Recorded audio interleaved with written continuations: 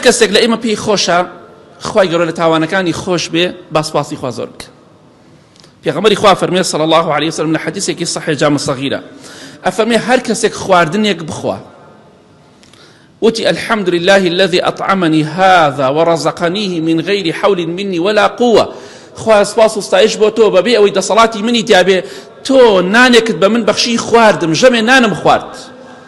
ئەگەر تۆ سپاسی خوارد کرد لە دوای نان خواردنەکەت غفر له ما تقدم من ذنبه، خوا لە تاوانەکانی پێشوت هەمووی خۆش دەبێت، هەموو تاوانەکانی پێشوت چەند ساڵت دەی سپاسی خوا بکە لە کاتی نان خواردنە. خواردنەکەت بەدڵ بۆ سپاسی خوا بکە، بەدڵی شت نەبوو شتێتر بخۆ، یا پارە گیرفانێ بڕۆ لە بازار شتێ بخۆ پێویست ناکە بۆڵە بڕۆ بەسەر ژن نابکەی. تۆش ئازا بە 6 حیوانەوەکە ناو مجەمیدەکە با ئەمڕۆژە گۆشت بۆ بکەن کە هیچیشیان بۆ ناکری بۆڵە بۆڵیش مەکە. بەداخەوە هەیە هیچ ناکری بۆ ماڵم ناڵەکە ئەمجا ئەم خواردنە چییە؟ ئێدە جەناب بڕۆشت بکڕە بڕۆ مجەمیدەکە پڕکە ئەو کاتە قسە بکە.